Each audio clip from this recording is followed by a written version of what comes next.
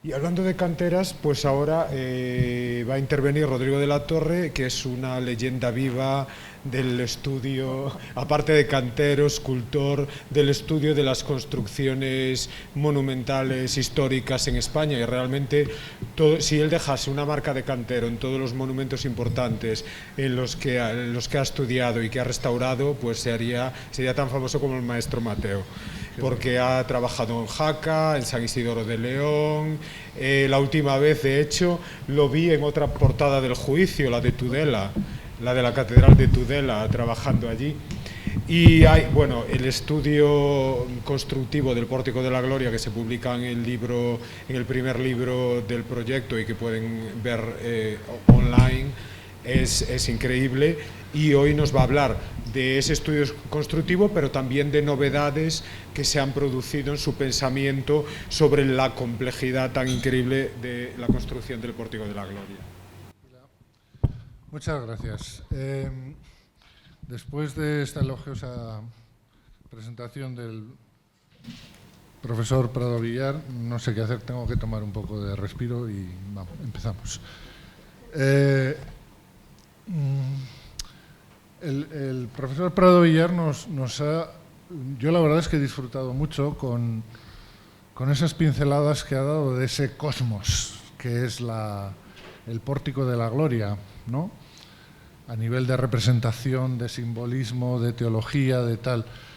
Y yo ahora, en los próximos minutos, me voy a esforzar en olvidarnos de todo esto y de ver el pórtico como una construcción y de cómo el examen de esta construcción nos permite comprender cosas, tanto las que pasaban por la cabeza del que lo diseñó, los que lo diseñaron, como de los procesos que ha ido sufriendo hasta llegar a lo que hoy conocemos. Empezaremos hablando del diseño del pórtico, es decir, por qué el pórtico es así. No tenemos que olvidar que se trata de un nártex, es decir, un vestíbulo que está situado a los pies de la catedral, de planta rectangular, que tiene dos lados, el norte y el sur, ocupados por las torres, y los otros dos abiertos con portadas. Estas dos portadas se caracterizan porque una da acceso al exterior, que es el obradoiro, que es singular porque tiene decoración, como ya nos han hablado, tanto al exterior, a la plaza, como al interior, y de una portada interior que sería propiamente el Pórtico de la Gloria.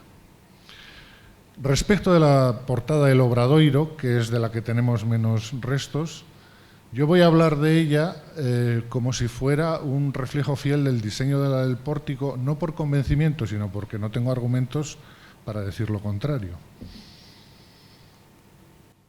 Y para empezar podemos decir que el diseño del pórtico es un conjunto de tres portadas o portada tripartita en esquema de arco de triunfo, en la cual la portada central es más grande, más alta que las laterales, y en este sentido se acomoda a la estructura general de la catedral, que ya se diseña así como un templo de planta basilical de tres naves con un esquema parecido, como pueden ver aquí. Es decir, una primera lectura es que el pórtico se acomoda a la sección de la iglesia.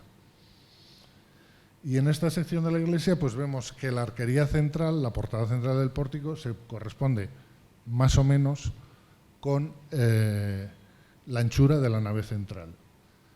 Pero no pasa así con las naves laterales o con la anchura total del nártex. ¿Por qué? Porque el pórtico se abre entre dos torres. Y entonces, para comprender lo que pasa aquí, tenemos que pensar que en la arquitectura románica las torres occidentales están integradas en el cuerpo de la iglesia o inutilizan y se construyen en lugar del último tramo de las naves laterales o encima de estas naves laterales. ¿Qué es lo que pasa? Que como las naves laterales de la Catedral de Santiago son estrechas y como hay una relación entre la base y la altura de las torres, siguiendo este esquema se podrían haber construido unos bonitos campanarios en la fachada occidental, como el esquema que tenemos a la derecha, pero esto no estaba por supuesto, en la idea del arquitecto, que a una gran catedral que estaba construyendo quería dotarla de grandes torres. Entonces lo que hizo fue sacar las torres del cuerpo de la iglesia y adosarlas. Al adosarlas ya tenía espacio para construirlas del tamaño que quisiera, pero hay un problema, y es que los muros de las torres son bastante más gruesos que los de la nave, porque tienen que soportar más peso. Y entonces parte de ese grosor de los muros se desarrolla en detrimento de la anchura del nártex. Vemos aquí cuál es la anchura total del nártex, y que es la que le dejan espacio las dos torres. Y vemos también cómo hay una sensible diferencia de anchura entre las naves laterales y lo que realmente son la anchura de las portadas laterales, que resultan bastante angostas. No para ser practicadas, porque tienen aproximadamente 2,30 metros, se puede atravesar con facilidad, pero sí es una complicación cuando todo esto se quiere decorar. Y luego tenemos también la tribuna. La tribuna es una galería que circula por encima de las naves laterales de Santiago de forma continua, de tal modo que cuando se pasa de un brazo al otro del transepto o se pasa de un lado al otro de la iglesia, hay que pasar por encima de la portada. Y esta es la razón de que la puerta de platerías y la de azabachería, que son anteriores al pórtico, aunque la azabachería, como saben, está muy reformada, tengan esta disposición dúplice, porque es necesario que haya unos pilares dispuestos sobre el eje para poder construir encima la tribuna. Abajo a la izquierda les he puesto una imagen de una portada tipo platerías que no tiene tribuna detrás, el aspecto que podría tener, que es la portada especiosa del Eire. Y si se van a la parte central, vemos que sería un extremo del crucero. Para entrar en la catedral tenemos que entrar por uno de los dos arcos de las portadas y primero entramos debajo de la tribuna y luego ya entramos en el interior de la nave. Si decidimos que esas dos portadas van a ser una, tenemos que cambiar obligatoriamente el sistema de abovedamiento. Y esto es algo que va implícito. Portada central con sistema para abovedar una bóveda perlongada, es decir, rectangular. De este modo que podemos pensar en principio que el proyecto del pórtico es de alguna manera novedoso, porque rompe con la tradición de las otras puertas compostelanas. Veríamos abajo un ejemplo de Saint-Sernin de Toulouse, que es un edificio que tiene muchas vinculaciones con la Catedral de Santiago, una portada dúplice entre dos torres que no se llegaron a construir, y sin embargo el propio diseño del pórtico supone la novedad de una portada triple entre torres con salmeres, es decir, arranque de arcos a la misma altura, como vemos en el ejemplo de la derecha del Portal Real de Chartres. Es decir, que tendríamos aquí claramente, digamos, una especie de inspiración, de cita, de unas de estas portadas que se empiezan a desarrollar en l'Île-de-France a partir de la década de 1140, trasladada a la catedral. Como pueden ver en esta comparación de los tres alzados, además es un sistema de portada que luego enseguida se convertirá en el estándar de fachada de catedral. Portada triple entre o asociada a dos torres. Pero debemos llamar la atención sobre la singularidad de Santiago, porque mientras el Portal Real de Chartres, las tres portadas hablan a una sola nave, y a la derecha, Saint-Denis no tiene problemas en articular portadas, torres y naves, porque es una obra de nueva planta, en Santiago se está aplicando un diseño de tres portadas a una nave que ya existe, con naves laterales pequeñas, todavía más estrechadas por las torres, y que darán, como pueden comparar ustedes en estas tres imágenes, unas portadas laterales excesivamente angostas. También podemos pensar, a la hora de fechar el proyecto del pórtico, en el sistema de abovedamiento. Esta bóveda, las bóvedas de crucería del Nártex compostelano, para Lambert ya dijo hace tiempo que eran las más antiguas de la península ibérica, Se pueden citar ejemplos hechos mucho antes, tentativas de crucería derivadas de la arquitectura románica normanda, pero lo más probable es que lo que estemos viendo aquí sea un trasunto de lo que se estaba haciendo en el gótico europeo, como esas bóvedas de la Catedral de Chartres, que son de la misma época que la del pórtico, y esto nos daría una fecha para este proyecto del pórtico relativamente tardía, ¿no? Y también tenemos que pensar en la cripta que está debajo del pórtico, porque si ven ahí arriba a la izquierda en la planta, no hay ningún elemento que haga referencia a una portada tripartita. Es más, tenemos el esquema de pilares en el eje, una división cuatripartita como la que habría debajo de la tribuna, y sinceramente cuesta admitir que cuando se estaba construyendo el robusto pilar de la cripta, encima iba a haber un arco diáfano, como hemos visto en la restitución del Obradoiro, ¿no? Es decir, si se asignara una cronología estricta a la cripta, por lo menos a esta parte, el diseño del pórtico tendría que ser forzosamente posterior. Bien, pasamos ahora al capítulo de pérdidas y añadidos. Ya nos han hablado de la gran transformación que supuso en el siglo XVIII la fachada del Obradoiro, cómo hubo una primera transformación que desfiguró desde el punto de vista del diseño original la portada central, que está presente en el diseño que es el dibujo del centro de Vega y Verdugo del siglo XVII, que es un poco la base de referencia para comprender cómo era la fachada medieval. Esta transformación exterior, sin embargo, al interior ha conservado buena parte de los elementos medievales. Y así, no para la portada central, pero sí para los pilares y las portadas laterales, vemos que el material es medieval. Todos los aros, las molduras y parte de la jamba se pueden asociar a la época de construcción del pórtico de la Gloria. Vemos aquí un detalle de la foto general. Vemos aquí cómo la fachada del Obradoiro empalma, habiendo desmontado partes de la fachada románica, pero empalma, no sustituye a la obra medieval. Y en la imagen de la derecha vemos que hay una serie de retallados de elementos que en origen las fachadas laterales tenían dos registros, un vano inferior de tránsito y uno superior de iluminación, que se han unificado en una sola portada merced al retallado de la decoración y que nos permite también suponer parte de la configuración interna de esta fachada del Obradoiro, el interior del Obradoiro.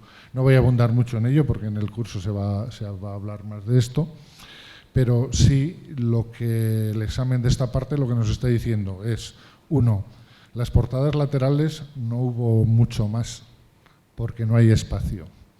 Y en la portada central,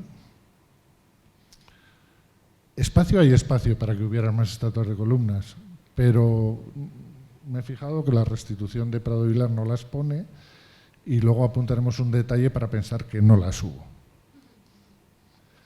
En este caso tenemos pérdida y sustitución, la comparación entre las dos bóvedas laterales, que son muy similares en forma, son lo suficientemente diferentes en detalle, en molduración, en técnicas de trabajo, en técnicas de tallado, como para suponer que la bóveda sur es una rehechura. Se ha reconstruido completamente. ¿Cuándo? Pues probablemente en el siglo XVIII, cuando se construyó la fachada del Obradoiro, la Gran Reforma. ¿Por qué?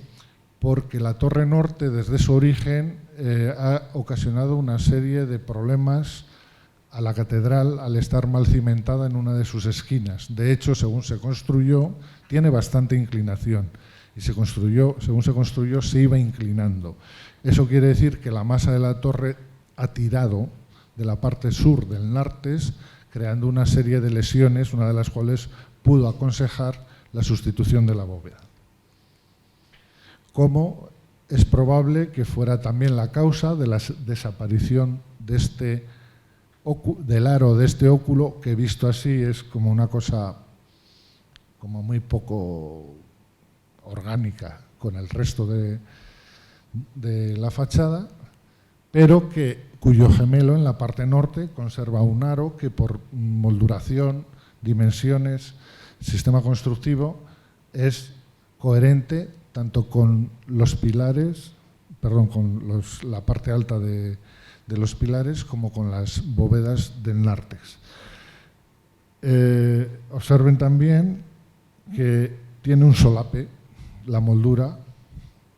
Bueno, abajo vemos que aquí encontramos un espacio, unos óculos en el pórtico que sabemos por el diseño de Vega y Verdugo que ya había en la fachada, había unos óculos semejantes. Observen el detalle del rebaje que tiene la moldura del aro, que lo vemos aquí más detallado. A la izquierda tenemos una reconstrucción de uno de estos óculos que hubo en el Obradoiro, que es del mismo diámetro que el que vemos dentro, pero también debemos decir que es diferente porque el óculo del Obradoiro tiene el marco ya integrado en la propia tracería, mientras que este otro tenía que ser una tracería trasdosada, como pueden ver en el rebaje posterior. Es decir, en resumen, algo parecido a lo que todavía se ve en esa hermosa copia del Pórtico de la Gloria, que es el Pórtico del Paraíso de la Catedral de Ourense, abajo a la derecha. Sin salir de aquí, observamos que el intradós de los dos arcos laterales no es que se haya construido incorrectamente, pero se ha construido con muy poca exigencia estética. En concreto, el aparejo entre el arco exterior decorado y el arco interior de construcción. Esto asociado a unas superficies de acabado apiconadas que no son propias de obra final, de obra vista, que se observan tanto en la portada sur como en la portada norte, nos hace pensar que en estas portadas hubo unos tímpanos de los cuales en la puerta norte todavía quedan restos, porque vemos detrás del salmer dos piezas del mismo material granítico y de la misma sección que verosímilmente son los extremos de un dintel como el que la imagen de arriba que les pongo de muestra, pentagonal, que existe también en otros lugares de la catedral. Entonces se construiría un dintel en base a esa viga y encima de ese dintel se colocarían el resto de las piezas que serían relieves, ¿no? ¿Por qué desaparecieron estos tímpanos? Pues se puede aventurar que el de la parte sur desapareció por problemas de fisuras, de lesiones motivadas por la torre sur, y que una vez que se decidió desmontar el tímpano sur, también se desmontaría el tímpano norte. No quiero dejar de aprovechar, es algo que está desarrollado extensamente en mi colaboración en el libro, que tenemos dos arcos para las portadas laterales, dos portadas, mejor dicho, con la misma forma arquitectónica y construidas con una tradición constructiva y unos sistemas constructivos absolutamente divergentes. Esto es para que reflexionemos sobre el taller de Mateo. En el taller de Mateo trabajaron probablemente a la vez canteros, escultores, según una tradición preciosista del tardorrománico de la zona occidental de la península, para la portada norte, y canteros absolutamente góticos para la portada sur. Y ahora vamos a pasar a un capítulo que es probablemente de los más interesantes, que he denominado anterioridades, porque va de qué había antes del pórtico, ¿no? No lo sé, pero ¿qué nos dice la lectura constructiva de lo que había antes del pórtico? Bien, tenemos que empezar hablando de que algunos autores suponen que hubo una portada donde ahora está el pórtico de la Gloria, no el Obradoiro, el pórtico de la Gloria, había una portada. Y el principal argumento es que está citada en el códice, en la descripción de la catedral, el Códice Calistino. Afirman que hacia 1140 estaba levantada esta portada y construida la tribuna. A mí me parece una hipótesis bastante incongruente, por varias razones. Primero, porque si estaba construida la tribuna, necesita dos muros de apoyo. Entonces, si había dos muros de apoyo y hubo una portada anterior, lo más probable es que fuera la de fuera, la del Obradoiro, no la del pórtico. En segundo lugar, porque si vamos a pensar que dice, bueno, pues hubo pórtico pero no hubo tribuna, entonces nos iríamos a un diseño un poco peculiar, pero del que hay ejemplos, que es el de una portada retrasada respecto a las torres, como vemos en estos ejemplos, un edificio que se puede relacionar mucho con la Catedral de Santiago, como es San Vicente de Ávila, y otro la Catedral de Lisboa. Como ven ustedes, se trata, además está asociado también a unos sistemas de tribunas, anditos y pasadizos por encima de la bóveda para comunicar los dos lados de la catedral. Como ven, claramente es un diseño que tiene un claro carácter militar, ¿no? Y podríamos pensar que hubo aquí esto, pero solo lo podemos pensar por la sencilla razón de que, lo van a entender enseguida, la separación de las torres de San Vicente de Ávila es de 20 pies, la separación de las torres de la sede de Lisboa es de 24 pies y la separación de las torres del pórtico del Nartes, del pórtico de la Corilla, es de 50 pies. Quiere decir que en 1140 no se hacía una sola bóveda para cubrir 50 pies y esto nos lleva a un diseño inédito, que sería una portada abierta en patio abierto entre dos torres, o a una cubrición con varios tramos, es decir, a un nartes, que es lo primero que estábamos hablando, ¿no?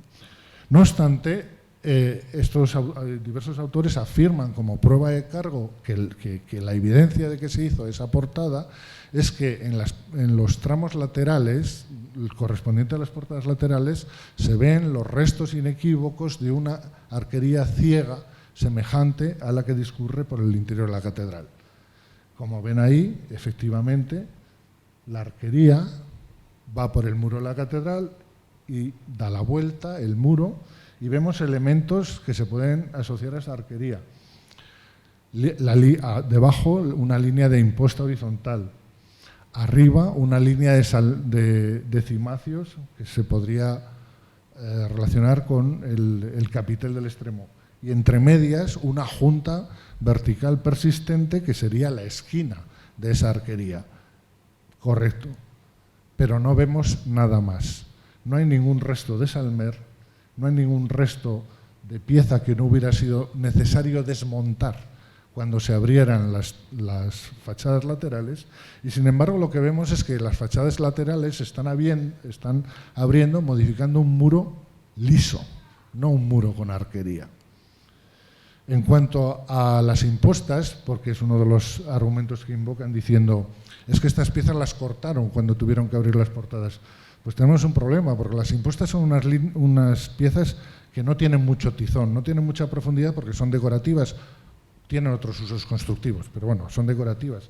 Y lo que vemos en el pórtico son piezas que tienen una clara voluntad de formar parte de la jamba, que no las han cortado, sino que las han hecho ex profeso con un frente de imposta y un lateral de jamba. Incluso en la última pieza de imposta del lado sur tenemos un detalle muy elocuente. La incisión, la escotadura que separa el frente recto del taqueado no se ha llevado al extremo. El cantero que estaba haciendo esa pieza sabía que ahí se acababa la imposta, no que había otra y que luego hubo que cortar por ahí. Es decir, que de esta evidencia de estas arcadas laterales que justifica per se la existencia de un pórtico de la gloria anterior al pórtico, bueno, mi lectura es que simplemente se replantearon las esquinas, porque si estaban construyendo las torres se pensaba hacer en Nartes, pero luego esas esquinas, desde luego, contemplaban una portada dúplice de 2 arcos, porque si no, no tienen sentido las arcadas ciegas laterales, pero que no hay ninguna evidencia que se llegaran a construir. Les he puesto a la derecha una imagen para que entiendan la lectura que hago, ¿no? Se trata de una gran portada monumental que se pensó y se proyectó que iba a ir debajo de un atrio abovedado, pero que nunca se hizo. No estamos viendo esos muros, ni están vandalizados, ni están destruidos y tal. Hicieron la portada, ya haremos el atrio, y el atrio nunca se hizo. Entonces, pero dejaron planteadas las esquinas, ¿no? Los rincones. Sí que es cierto que parece haber algo antes del Pórtico de la Gloria, pero es algo muy difícil de delimitar porque atañe a la zona inferior de los pilares, que es una zona que no se pudo estudiar bien durante la restauración y que a su vez es confusa, porque por un lado están los basamentos, que están compuestos de 3 hiladas, un zócalo de basamento sería el inferior, y debajo hay otra muy diferente, que no se ajusta muy bien. Además asimétricos, en un sitio están recortados, lo cual es normal porque desde la época de Mateo hasta ahora ha habido varios pavimentos y los han ajustado, los han recortado, los han restaurado, y se nota sobre todo mejor en el reverso, en los pilares. Ahí se ve que hay unas zapatas que no se corresponden con el replanteo actual del pórtico, que son asimétricas, que han sido modificadas en sus bordes, en sus biseles, porque no eran así, que incluso han obligado en la parte de la derecha a modificar un poco la sección del pilar para que no saliera fuera de la zapata y que además no están a la misma altura del suelo, que damos por hecho que está horizontal. Es decir, el Pórtico de la Gloria actual se levanta sobre unas zapatas que no tienen mucho que ver con él. También vemos que no hay ninguna continuidad entre los elementos, ninguna articulación constructiva entre los elementos del pórtico y las torres. Es una obra sobrepuesta. Parece, pero no está muy claro, que podrían, las hiladas inferiores podrían tener algo que ver con el basamento sur. Y sin embargo, sí hay una homogeneidad constructiva a nivel de alturas de hiladas entre las torres y el reverso del obradoiro. En las imágenes ven a la izquierda, que se corresponde al lado norte, que salvo las alturas del zócalo y la base de la columna, hay una continuidad de hiladas que nos sugiere que estamos en la misma campaña constructiva y que es una homogeneidad mucho mayor todavía en una foto que desgraciadamente no es muy elocuente del extremo sur. Esto quiere decir que cuando se estaban construyendo las torres y hasta la primera imposta, hasta la altura de la primera hilada, parece ser que también se estaba construyendo la fachada del obradoiro, pero no el pórtico. Porque lo que tenemos que tener claro es que la fachada del obradoiro y el pórtico son dos obras muy parecidas, pero diferentes. Primero, el replanteo que hacen, cada uno es distinto. La modulación de los espacios, de los vanos y de los pilares es distinto. El contorno de los cimacios, como pueden ver en la imagen de la derecha, es diferente. Y si observan esta imagen antigua, y coincido con Francisco, es que hay que buscar imágenes antiguas para comprender bien lo que estudiamos, fíjense, si nos vamos al fondo y hacemos abstracción de las hiladas de la torre, que es que las iban arreglando porque se les iba hundiendo y no son muy horizontales, lo que observamos es que no hay altura, no hay una relación de altura entre elementos análogos. Todos los elementos del reverso del obradoiro están ligeramente más altos y también todas las estatuas del obradoiro son ligeramente más altas. Todo esto hace pensar que probablemente sí, se acabaron construyendo a la vez, pero no se diseñaron a la vez. Y siguiendo aquí, y permanecemos en el reverso del obradoiro, vemos que hay los pedestales de los zócalos, que se corresponden con un pilar cruciforme convencional, en este caso decorado, pero que a partir del zócalo tenemos ahí una composición un poco extraña que se le da a imagen arriba a la izquierda. En vez de la alternancia columna, esquina, columna, clásica del pilar cruciforme, tenemos columna, columna, columna, y luego ya sí viene la esquina. ¿Qué ha pasado aquí? Bueno, pues tras la sorpresa inicial uno mide, comprueba y tal, y se da cuenta que lo que ha pasado es que la segunda columna que he citado, la que está entre la columna del eje y la tercera, es el resultado de la transformación de una esquina. Abajo en el croquis pueden ver a la derecha lo que sería la sección del pilar, cruciforme, y a la izquierda cómo se ha transformado esa esquina en una columna sin fuste, ni capitel, ni nada.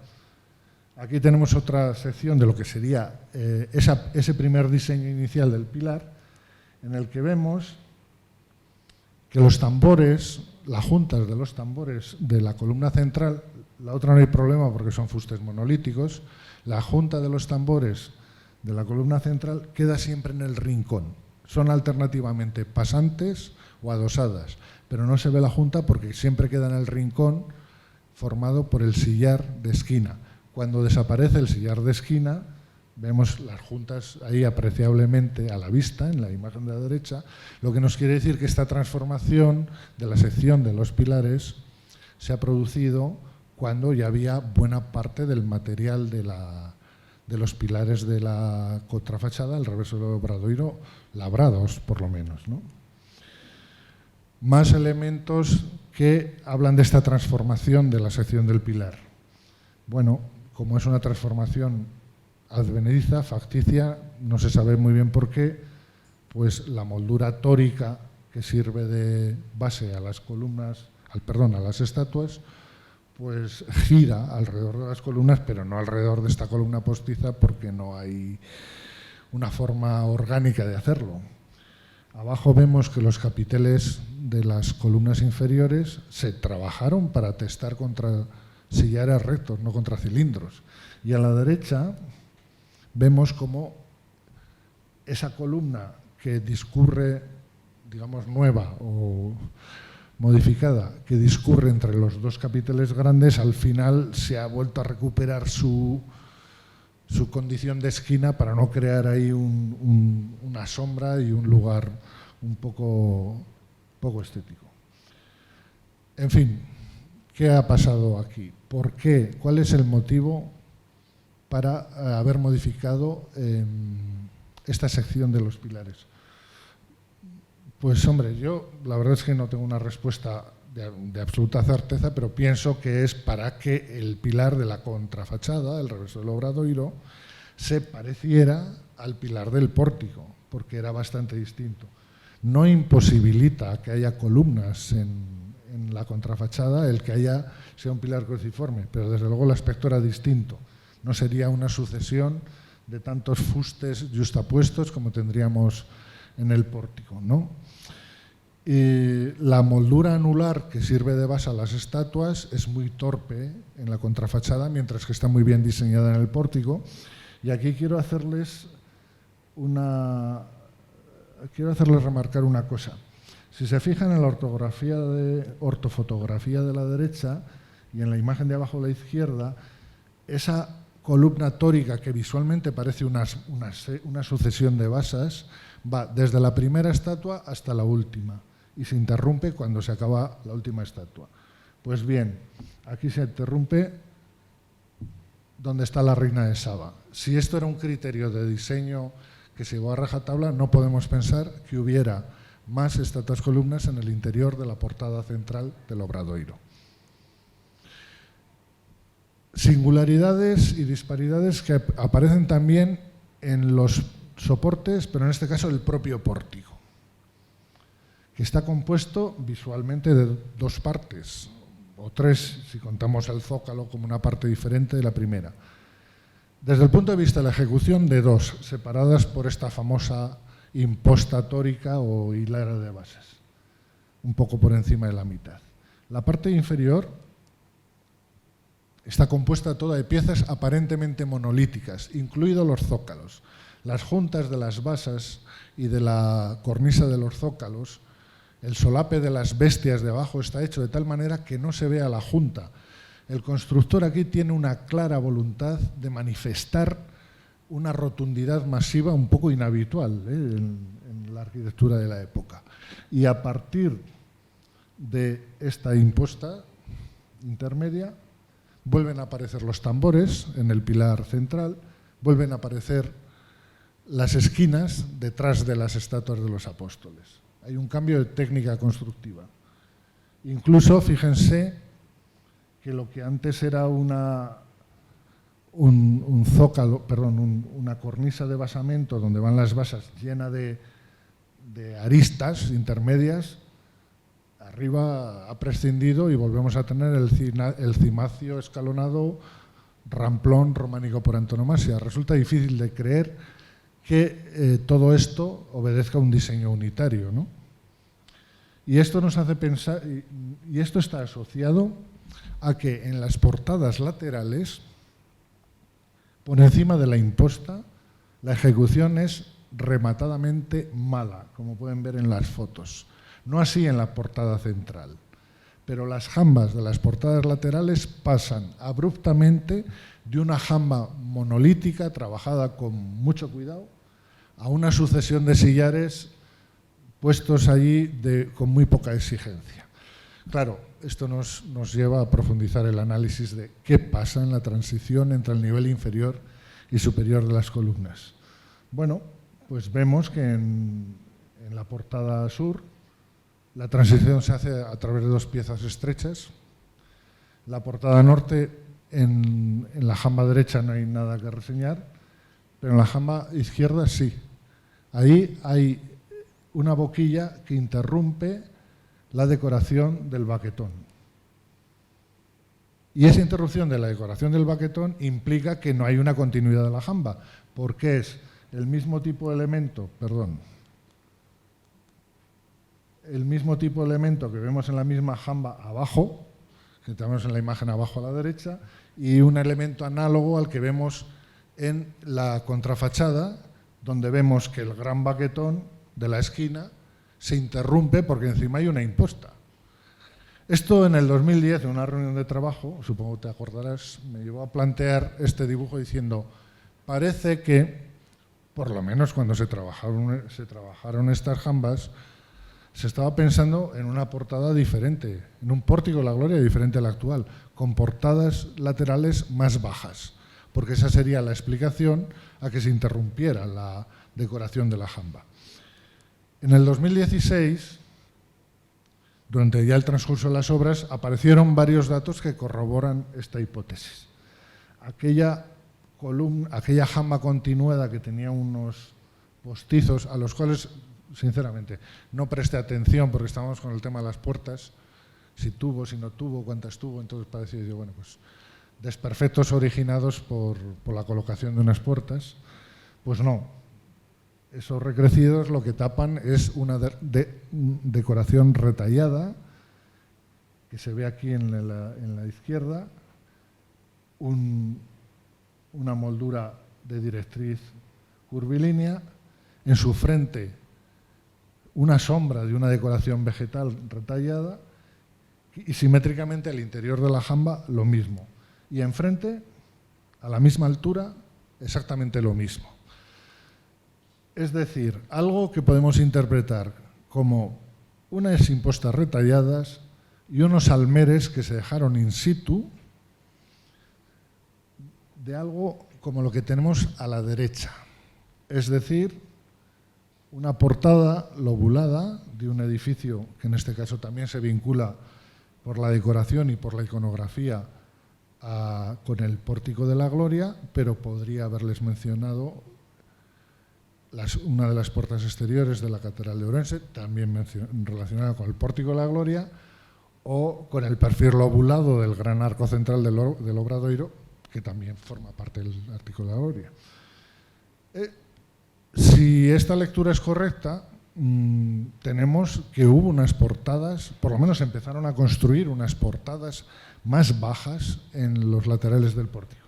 Y esto nos obliga a introducir un nuevo modelo en el diseño, que es la gran portada románica, borgoñona, que se desarrolla a partir de la década de los 40, los cuales tenemos dos ejemplos, como Beselé y como Otán, en un ámbito más o menos de Nartes. Y fíjense en la foto de la izquierda de Beselé, que delante tiene una bóveda perlongada, es decir, rectangular, pero en 1140 nadie pensó en ponerle una crucería. ¿Por qué? Porque son los años en los que precisamente el sistema de la crucería se está poniendo a punto en l'Île-de-France, ¿no? Entonces lo han solucionado muy elegantemente con una bóveda de cañón con lunetos, ¿no?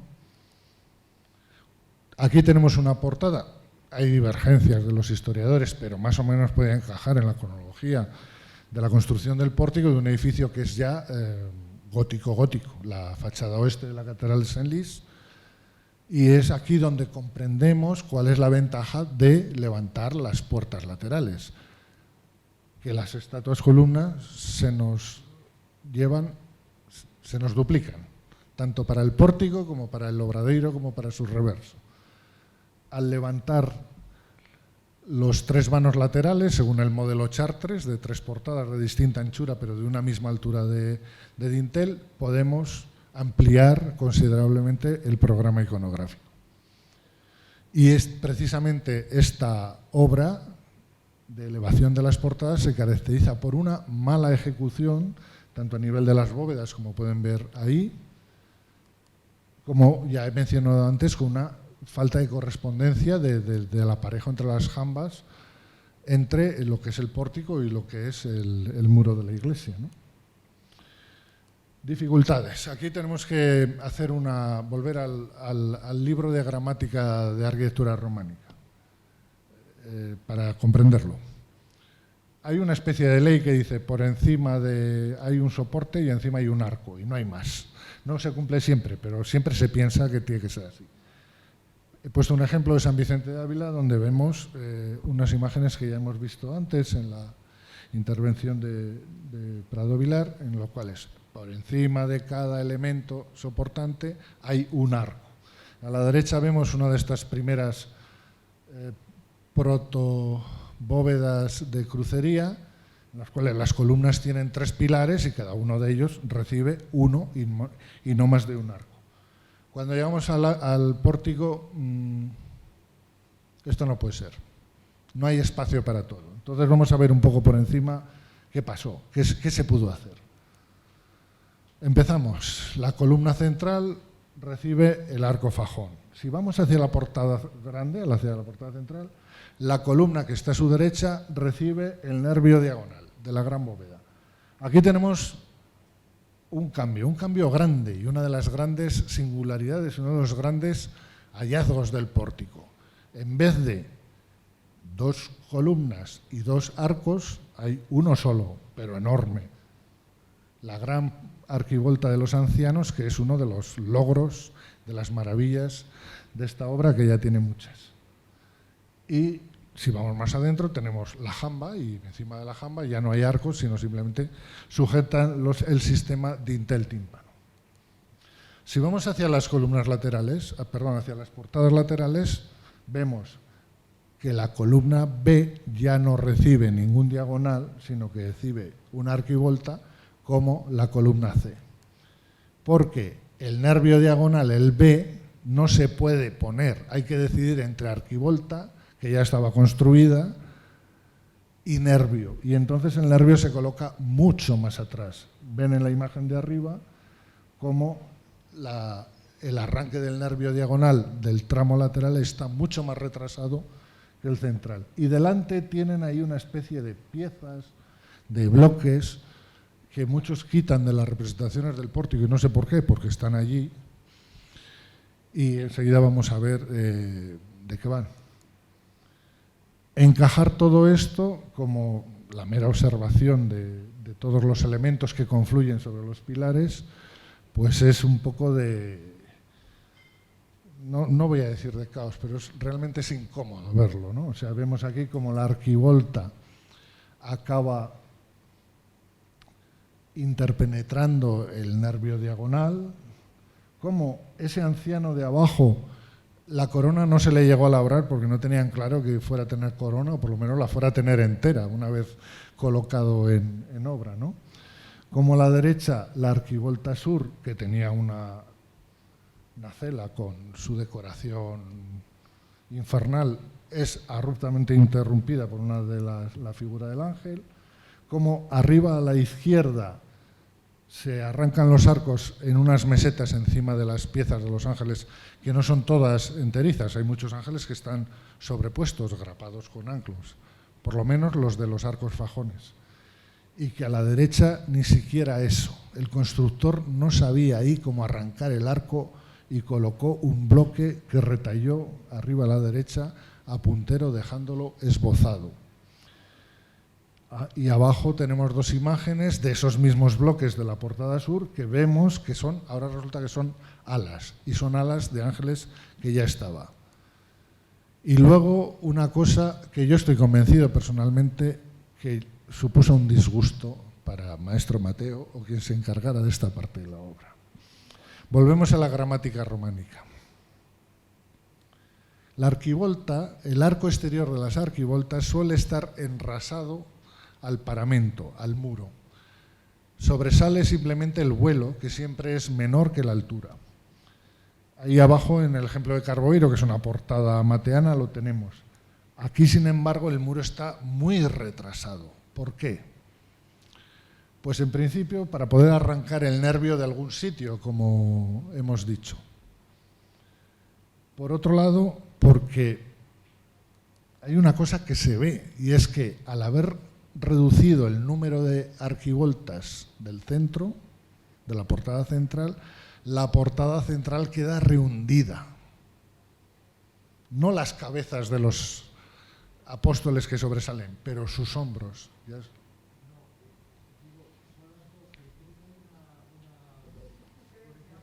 Acabó enseguida.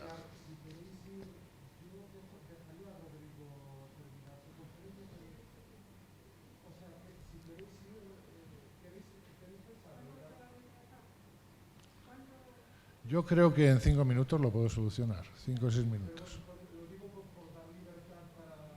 Pero como ustedes quieran. Bien, en el estudio propongo que este tipo de conflictos fue lo que motivó que aparecieran estas figuras angélicas en los arranques de los arcos. Si vamos a la derecha, en la contrafachada, que no hay portadas decoradas, no hay arquivoltas, el esquema es muy claro. 3 columnas, 3 nervios y delante 3 ángeles. Llevamos esto al pórtico y, claro, uno de los ángeles tenemos que sacrificarlo por la arquivolta lateral. Y a cambio, ese ángel que ya tenía 2 alas plegadas, le han puesto una para tapar ese rincón extraño donde nace el nervio diagonal. Lo mismo sucede en las esquinas. En el reverso del obradoiro no hay ningún problema con las arquivoltas, se coloca un ángel trompetero encima de la columna, debajo del nervio, pero esto llevado a la fachada del pórtico, pues se ha colocado el ángel ingrávido en el muro de la torre porque no se ha podido colocar en otro sitio. Y ahora vamos a pasar rápidamente a 2 cosas que estudiando el pórtico se ve que probablemente son únicas. Una es la gran arquivolta central, que aunque dotada de un cierto naturalismo escultórico y tal, obedece a un capaz románico. Los ancianos tienen todas las rodillas en el mismo sitio para poder cimbrar esas dovelas, ¿no?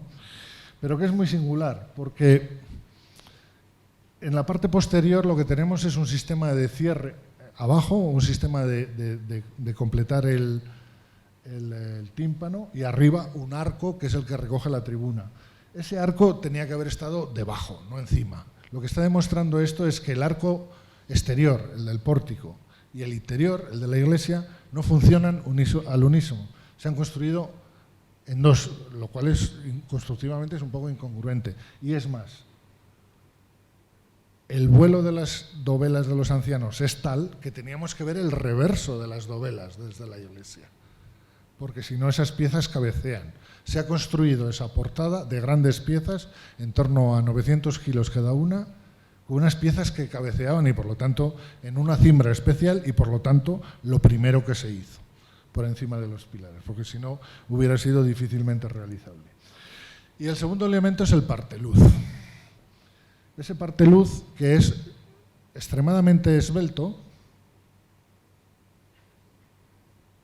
singular, que recoge la carga del anverso y del reverso mediante una disposición ingeniosa que es un diseño más o menos de un hexágono semirregular, de las cuales hay un fuste que es postizo, que no tiene carga, que es meramente ornamental, que es justamente el de Santiago.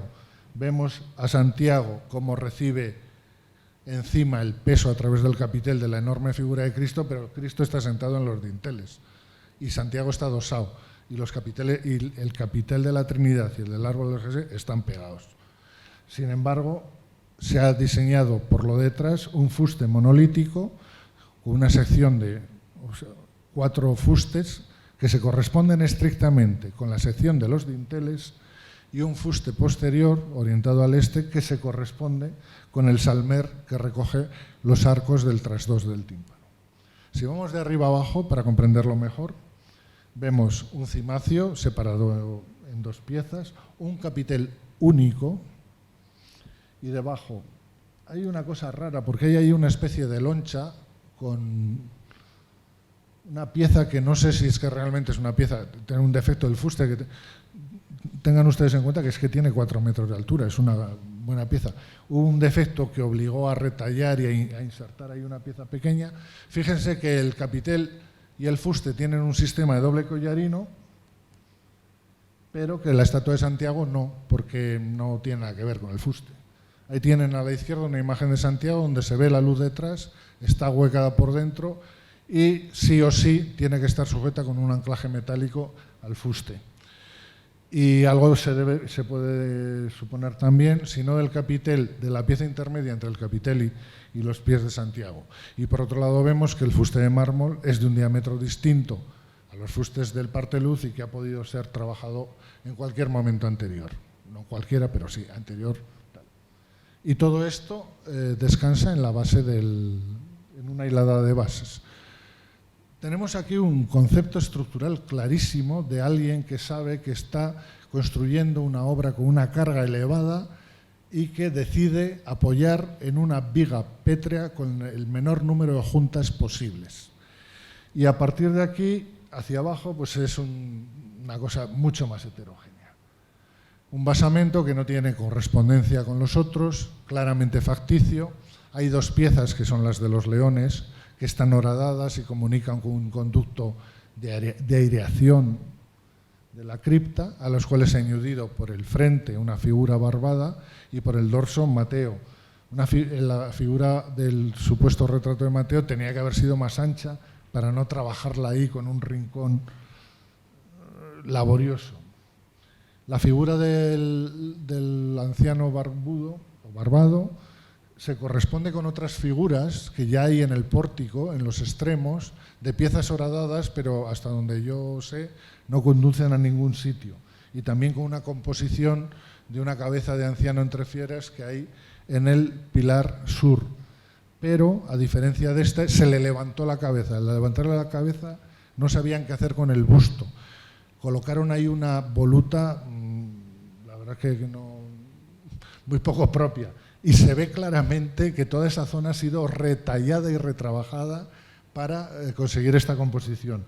Por ejemplo, las piezas de las fieras tenían encima una tabla que se recortó para asemejarlas al contorno de las bases. Unas bases que quedan atrapadas por las cabezas, tanto de supuesto Mateo como de otro que se ha interpretado como Judá, Adán, etc. De tal forma que no se pueden colocar las basas con las 2 piezas puestas. Primero hubo que colocar una y luego la otra. ¿Cuál? La del anciano barbado, porque el anciano barbado es la pieza clave de sustentación de todo el centro del pórtico. Ahí tenemos representado en esa sección, en línea azul, lo que sería la sección de carga del parteluz, que se corresponde estrictamente con el despiece de la base. Es decir, un basamento reaprovechado, reutilizado de piezas anteriores, pero diseñado con un absoluto rigor estructural, ¿no? Y entonces, para acabar muy rápidamente, ¿dónde metemos a Mateo en todo esto? Tenemos aquí 2 visiones. Uno es Mateo, es una muy reciente, la otra es un colega, Lanfranco de Módena. La imagen es de la época del maestro Mateo, pero ya alude a algo que pasó 80 años antes y puede ser igual de mitológico, ¿no? Entonces, un hombre de obra que talla con sus manos, un arquitecto formado, arquitectus es llamado Lanfranco, que tiene una formación intelectual específica, pero que está todos los días a pie de obra diseñando, Lo que les he estado contando, más lo que se atribuye tradicionalmente a Mateo en el pórtico como la cripta, a mí me parece difícil de asumir que se tratara de un solo diseñador, Mateo. Si es una personalidad profesional, estamos viendo aquí varios Mateos. Entonces, claro, tenemos que seguir estudiando el pórtico, tenemos que seguir estudiando la época de Mateo, sus paralelismos, sus concomitancias, porque nos contribuirán a desechar algunas atribuciones y afirmar otras. Entre tanto, de lo que hemos estado hablando, ¿qué es Mateo? Pues vamos a ir a lo básico, y lo básico es el libro de secundaria. Cuando dicen la arquitectura románica, la escultura románica se rige unas leyes, que una es la ley, creo que era de acomodación o de adaptación al marco. La escultura siempre se adapta a la pieza de la arquitectura donde va. En el caso del pórtico es así, pero también es un caso en el que la voluntad, el programa, la visión probablemente de reflejar todo este cosmos pétreo y figurado ha sometido a la arquitectura a las más inverosímiles transformaciones. Y eso es todo. Muchas gracias.